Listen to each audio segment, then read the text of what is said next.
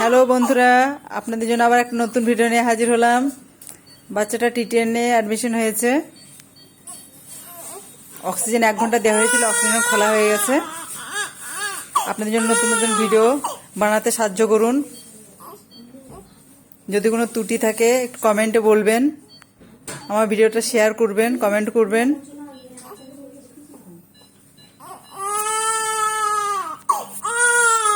না না বাবা, শোন না, পাখি আর কানতে হবে না।